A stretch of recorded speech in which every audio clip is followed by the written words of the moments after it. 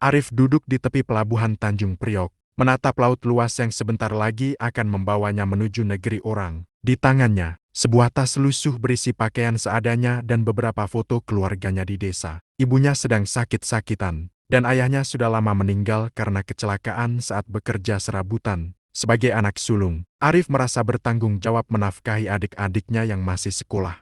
Usianya baru 24 tahun. Namun garis keras kehidupan membuat wajahnya tampak lebih tua. Ia bukan lulusan tinggi, hanya tamatan SMA dengan sedikit pengalaman kerja. Setelah gagal menjadi buruh di Jakarta, Arif memutuskan untuk mendaftar sebagai TKI. Melalui jalur legal ke Cina, bukan pilihan mudah. Tapi ia tak punya banyak waktu. Aku harus kuat, gumamnya pada diri sendiri. Mencoba menguatkan hati meski takut dan cemas. Ia pernah dengar cerita TKI disiksa, dibohongi, bahkan tak digaji. Tapi ada juga yang sukses, bisa beli rumah, sawah, dan mengangkat derajat keluarga. Arif berharap ia termasuk yang kedua. Setibanya di Beijing, ia dijemput oleh agen lokal dan diantar ke sebuah rumah besar milik keluarga terpandang. Di sanalah ia mulai bekerja sebagai asisten rumah tangga untuk seorang wanita muda bernama Xiulin, satu-satunya putri dari keluarga kaya raya yang tinggal sendirian di rumah mewah itu. Hari-hari pertama berjalan lancar.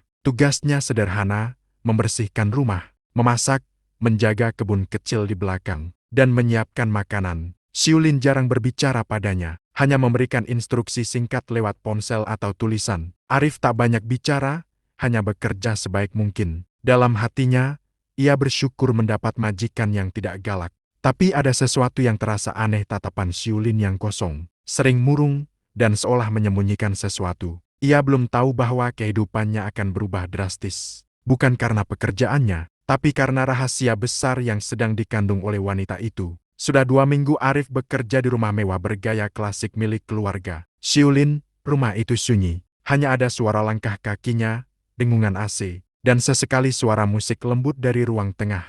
Meski luas dan megah, rumah itu terasa dingin dan kosong. Xiulin, sang majikan, perempuan muda berusia sekitar 28 tahun, berwajah cantik dan berpenampilan elegan, namun sikapnya tertutup dan cenderung menyendiri. Ia jarang berbicara, hanya memberi perintah lewat pesan teks atau sesekali memanggil Arif dari kejauhan, yang membuat Arif heran. Xiulin memperlakukannya terlalu baik untuk ukuran seorang majikan. Ia tak pernah membentak, tak cerewet soal pekerjaan, bahkan kadang memberinya makanan mahal, camilan impor, dan teh hangat saat sore tiba. Untukmu, kata Xiulin pelan suatu sore, saat ia menyodorkan kotak kue mungil ke Arif. Itu pertama kalinya ia berbicara langsung. Arif menerimanya dengan kikuk. Terima kasih, Nona. Ia hanya mengangguk, lalu kembali memandangi jendela besar yang menghadap taman. Malam harinya, Arif mendengar Xiulin menangis di dalam kamarnya. Suara sesenggukan yang tertahan, seolah menahan beban berat. Arif hanya bisa berdiri di depan pintu, mematung, tak tahu harus berbuat apa. Keesokan harinya, ia kembali menemukan Xiulin duduk termenung di balkon. Wajahnya pucat dan pandangannya kosong. Di meja kecil, ada foto dirinya bersama seorang pria tampan, sepertinya mantan tunangannya. Sejak hari itu, Xiulin jadi lebih sering mengajak Arif bicara. Awalnya hanya sekadar menanyakan kabar keluarga Arif di kampung. Lalu perlahan-lahan mulai bercerita soal hidupnya. Aku pernah hampir menikah, ucapnya lirih suatu malam saat mereka duduk di dapur. Tapi dia pergi. Setelah tahu aku hamil, Arif terdiam. Kata-kata itu mengendap di benaknya seperti badai yang baru mulai bertiup pelan. Ia tak berani menanggapi. Tapi sorot mata Xiulin berkata lebih banyak dari yang bisa ia ucapkan. Sejak malam itu, Arif mulai menyadari bahwa rumah megah itu menyimpan luka besar. Dan dirinya mungkin akan ikut terlibat lebih dalam dari yang pernah ia bayangkan. Sejak malam itu, Arif menjadi lebih peka terhadap gelagat majikannya. Senyum Xiulin yang selama ini terlihat manis,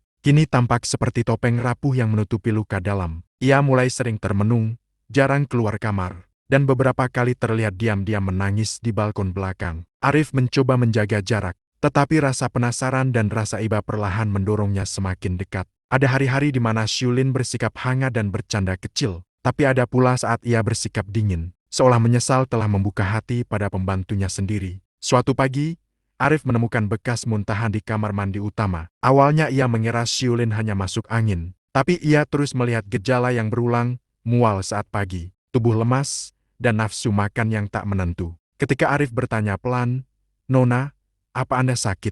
Mau saya panggilkan dokter? Xiulin hanya menggeleng dengan gugup dan mengalihkan pembicaraan. Namun pagi berikutnya, Arif secara tak sengaja melihat sesuatu yang membuatnya terpaku. Di tempat sampah kamar Xiulin, ada bungkusan tes pack kehamilan. 2 garis merah terang tergambar jelas di sana. Darah Arif serasa berhenti mengalir. Benarkah yang ia lihat? Apakah benar Xiulin hamil? Pikirannya langsung mengaitkan semua kejadian. Foto pria yang dulu disebut mantan tunangan, tangisan malam hari, dan sekarang. Ini, semuanya saling menyambung. Hari itu, Xiulin duduk di meja makan sendirian. Arif memberanikan diri membuka suara. Nona, saya tahu ini bukan urusan saya, tapi kalau Anda butuh seseorang buat bantu, atau sekadar dengar, saya ada di sini. Xiulin menatapnya lama. Sorot matanya merah dan berkaca-kaca. Ia tak menjawab, hanya mengangguk pelan dan berbisik. Jangan tinggalkan aku, Arif. Kalimat itu menghantam batin Arif. Ia tahu mulai saat itu, ia bukan lagi sekadar pembantu. Ia telah melangkah masuk ke dalam rahasia besar yang bisa mengguncang kehormatan keluarga kaya itu. Dan semuanya baru saja dimulai. Malam itu, rumah terasa sunyi seperti kuburan. Arif duduk termenung di dapur sambil memandangi cangkir teh yang tak ia sentuh. Pikirannya penuh dengan tanda tanya. Kalimat Xiulin siang tadi terus terngiang, jangan tinggalkan aku, Arif. Tak lama kemudian, langkah kaki terdengar dari arah lorong. Xiulin muncul dengan wajah pucat, memakai sweater panjang, dan duduk perlahan di seberang meja. Hening beberapa saat, hanya suara jarum jam yang berdetak di dinding. Aku tahu kamu sudah lihat tes pack itu, ucapnya pelan. Arif meneguk ludah. Ia tak tahu harus menjawab apa. Xiulin menatap matanya dengan penuh beban. Aku hamil, dan bukan dari pria yang akan menikahiku. Maaf, Nona, maksudnya, bukan dari tunangan Nona, tanya Arif hati-hati. Xiulin mengangguk pelan. Pria itu hanya pacar sementara. Setelah tahu aku hamil, dia pergi, menghilang begitu saja. Keluargaku tidak tahu. Mereka pikir aku masih gadis baik-baik. Arif terdiam, kepalanya berputar cepat. Ini bukan sekadar aib biasa. Ini bisa menghancurkan reputasi seluruh keluarga kaya itu. Anak di luar nikah, di keluarga Tionghoa terpandang seperti keluarga Xiulin, itu bencana besar. Ayah dan ibuku akan membunuhku kalau tahu. Mereka sedang di luar negeri untuk bisnis. Tapi saat mereka pulang nanti, semuanya akan terbongkar. Lanjut Xiulin sambil memegang perutnya yang mulai sedikit membuncit. Air mata jatuh di pipinya. Aku tidak tahu harus bagaimana. Aku takut, Arif, sangat takut. Arif menunduk. Ia merasa kasihan. Meskipun ia hanya seorang pembantu, tapi hatinya tak bisa berpaling dari rasa iba. Ia bisa melihat bahwa Xiulin tidak sejahat yang ia pikirkan. Wanita itu hanyalah seseorang yang tersesat dan ditinggal dalam keadaan hancur. Aku tak mau menggugurkannya. Aku tahu ini salahku, tapi anak ini tidak berdosa, katanya, lirih. Arif mengangguk pelan. Ia masih tak tahu apa yang harus dilakukan, tetapi dalam hatinya muncul dorongan kuat untuk melindungi Xiulin. Entah sampai sejauh apa, tanpa sadar, ia sudah terlibat terlalu dalam. Dan ia belum tahu bahwa badai yang lebih besar akan segera datang ketika keluarga Xiulin pulang dan mendapati kenyataan pahit yang tak bisa disembunyikan lagi. Beberapa hari kemudian, kedamaian semu di rumah megah itu hancur seketika. Keluarga besar Xiulin pulang dari luar negeri lebih awal dari jadwal. Ayahnya, Tuan Zhang, seorang pebisnis kaya yang berwibawa dan sangat menjunjung kehormatan keluarga, langsung merasa ada yang tidak beres saat melihat perubahan sikap putrinya. Ibunya, Madam Lian, juga mulai curiga melihat tubuh Xiulin, yang mulai membesar meski baru beberapa bulan tak bertemu. Kenapa kamu pucat dan tidak pernah keluar rumah? Tanya Madam Lian dengan nada tajam. Kamu sakit, atau kamu menyembunyikan sesuatu? Xiulin gugup, matanya mencari Arif yang berdiri di sudut ruangan. Ia tak sanggup berkata jujur, tapi tubuhnya tak bisa lagi menipu. Keesokan harinya, Madam Lian memaksa Xiulin periksa ke dokter dan hasilnya membuat seluruh rumah geger. Dia hamil, bentak Tuan Zhang, membanting hasil pemeriksaan di meja. Wajahnya merah padam, matanya tajam menatap Xiulin. Dengan siapa? Siapa ayah dari anak ini? Xiulin menangis, tubuhnya gemetar. Ia tak sanggup mengucap nama siapapun. Dalam kepanikannya, ia menunduk dalam-dalam dan hanya bisa berkata, "Maaf, ayah, aku hanya ingin mempertahankan anak ini." Amarah Tuan Zhang meledak. Ini memalukan, ini aib. Kita bisa kehilangan semua kerja sama bisnis jika kabar ini tersebar. Kau tahu itu. Sore itu, keluarga berkumpul dalam ruang tengah. Arif dipanggil masuk ke hadapan mereka. Ia berdiri canggung, tak tahu akan diadili atau diusir. Namun kalimat yang keluar dari mulut Tuan Zhang membuat jantung Arif berhenti sejenak. Kamu akan menikahi putriku, Arif. Arif terbelalak. Apa, Tuan? Saya. Tapi, tak ada tapi, potong Tuan Zhang tegas. Kamu bekerja di sini, kamu pria, dan kamu cukup bisa dipercaya. Kami akan membuat surat pernikahan, mempublikasikan bahwa kamu adalah suaminya, dan bahwa anak ini adalah darah dagingmu. Arif mundur selangkah. Tapi, Tuan, saya bukan ayah dari anak itu. Kami tak peduli, sahut Madam Lian dingin. Yang kami butuhkan hanya status resmi. Kamu akan kami beri kompensasi, rumah, uang, kewarganegaraan tetap. Tapi jika menolak, kami akan melaporkanmu ke imigrasi sebagai pekerja ilegal dan kau akan dipenjara atau dideportasi. Dunia Arif runtuh. Ia seperti terjebak dalam perangkap yang tak bisa ia hindari. Matanya menatap Xiulin, yang hanya bisa menunduk sambil menangis. Gadis itu tampak rapuh, seolah berharap Arif mau menerima peran itu sebagai suami pura-pura. Demi anak yang tak berdosa, hati Arif berdebar hebat. Pilihannya hanya dua, menikah dan berpura-pura menjadi ayah dari anak yang bukan darah dagingnya, atau dipenjara dan kehilangan segalanya, dan tanpa sadar. Langkah takdir sedang menyeretnya ke dalam hidup yang tak pernah ia bayangkan. 2 minggu setelah percakapan mengerikan itu, pesta pernikahan digelar secara tertutup di halaman belakang rumah keluarga Zhang, tanpa tamu undangan dari luar, tanpa musik meriah, tanpa senyum tulus dari kedua mempelai. Hanya para keluarga dekat dan beberapa kolega bisnis yang tahu dan semua disetting seolah itu adalah pernikahan cinta sejadi antara dua insan yang memilih bersatu. Arif berdiri gugup dengan jas sewaan yang kebesaran. Di sebelahnya, Xiulin mengenakan gaun putih panjang. Wajahnya cantik namun pucat. Matanya tampak kosong. Keduanya saling melirik sekilas, seolah ingin bicara. Tapi terlalu banyak yang tak bisa diucapkan. Katakan ya, bisik Tuan Zhang dari belakang. Atau semuanya berakhir di penjara. Ya, ucap Arif lirih ketika ditanya. Ya, jawab Xiulin setelahnya. Hampir tak terdengar. Maka resmilah mereka menjadi pasangan suami istri di atas kertas, di mata hukum, dan di mata masyarakat. Namun dalam hati masing-masing, mereka hanyalah dua orang asing yang terikat oleh kebohongan dan tekanan. Hari-hari setelah pernikahan justru terasa lebih sunyi dan dingin. Arif tak lagi tidur di kamar pembantu. Tapi ia juga tak tidur sekamar dengan Xiulin. Ia diberi kamar terpisah, lengkap dengan fasilitas mewah, tapi batinnya sepi. Setiap kali mereka harus keluar rumah bersama, Arif harus menggandeng tangan Xiulin, pura-pura tersenyum, dan menyapa tetangga sebagai pasangan baru yang bahagia. Ia harus memainkan peran sebagai suami penyayang padahal hatinya bingung dan sakit. Xiulin pun tampak semakin tenggelam dalam rasa bersalah. Ia jarang bicara, dan kalaupun berbicara, nadanya selalu pelan dan penuh beban. Aku minta maaf, kata Xiulin suatu malam di ruang tengah. Kamu tidak pantas mendapat ini. Tapi aku tak punya pilihan. Arif hanya tersenyum tipis. Aku juga tidak, tapi, ya, ini sudah terjadi. Keduanya duduk terdiam lama. Tak ada cinta, tak ada kebahagiaan seperti pengantin pada umumnya. Hanya dua jiwa yang dipaksa bersama demi menutupi aib dan menjaga kehormatan. Namun perlahan, di balik kepura-puraan dan luka masing-masing, tumbuh sesuatu yang tak bisa mereka tolak, rasa saling mengerti. Dan mungkin, di balik semua kepalsuan ini, akan tumbuh cinta yang sesungguhnya. 3 bulan berlalu sejak pernikahan itu. Secara hukum, Arif dan Xiulin adalah suami istri. Tapi di balik dinding rumah mewah keluarga Zhang, keduanya masih hidup seperti dua orang asing yang tak saling mengenal. Tidak ada pelukan hangat, tidak ada sapaan mesra. Hanya formalitas dan percakapan kaku setiap hari. Bagi Arif, ini seperti penjara berdinding emas. Ia punya kamar sendiri, pakaian bagus, bahkan akses ke kendaraan keluarga. Tapi tak ada satu pun yang membuatnya bahagia. Setiap malam ia menatap langit-langit kamarnya sambil bertanya, sampai kapan aku harus hidup dalam kebohongan ini? Sementara itu,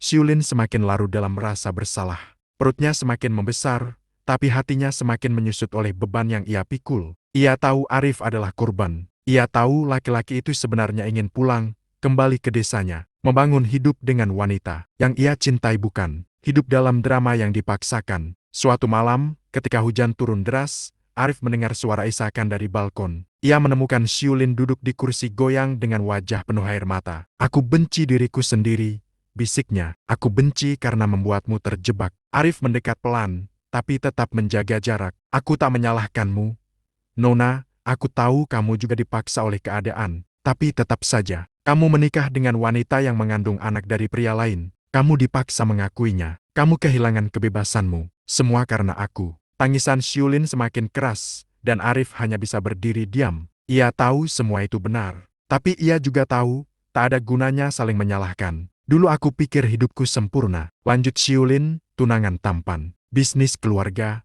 masa depan cerah. Tapi satu kesalahan, dan semuanya hancur. Arif akhirnya duduk di sebelahnya. Hujan masih deras, udara dingin menusuk kulit. Tapi suasana terasa hangat dalam keheningan itu. Kita sama-sama korban, Nona, tapi kita juga sama-sama bertahan. Xiulin menatap Arif lama. Matanya basah, tapi ada ketulusan di sana. Sejak malam itu, sesuatu berubah. Rasa benci mulai berganti menjadi pengertian. Rasa bersalah mulai berubah menjadi simpati. Dan perlahan, dari reruntuhan kepura-puraan, mulai tumbuh sesuatu yang belum mereka fahami sepenuhnya, kepercayaan. Tapi mereka belum tahu, badai yang lebih besar sedang mendekat.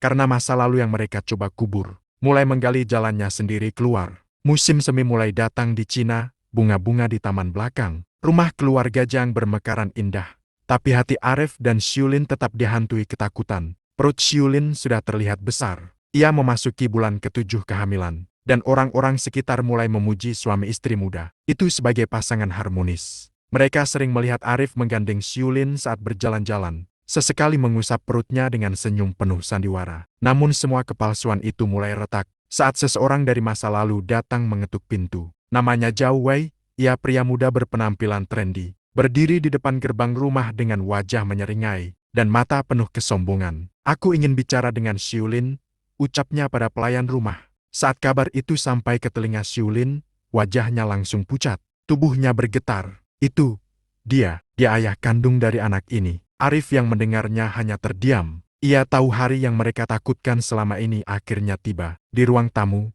pertemuan itu pun terjadi. Zhao Wei duduk santai, sementara Xiulin dan Arif berdiri canggung di depannya. "Kukira kamu akan menggugurkannya," kata Zhao Wei enteng. "Ternyata kamu malah menikah dengan pembantumu sendiri. Menarik sekali." Xiulin menahan amarahnya. "Apa maumu datang ke sini?" Zhao Wei tertawa kecil. "Sederhana, aku ingin uang. Atau aku akan beberkan semuanya ke media. Akan kubocorkan bahwa anakmu adalah hasil hubungan gelap dengan kekasih gelap. Dan kamu memalsukan pernikahan demi menutupi aib." Xiulin terdiam. Arif mengepalkan tangan. Ini bukan sekadar ancaman. Jika Zhao Wei berbicara ke publik, seluruh keluarga Zhang bisa jatuh.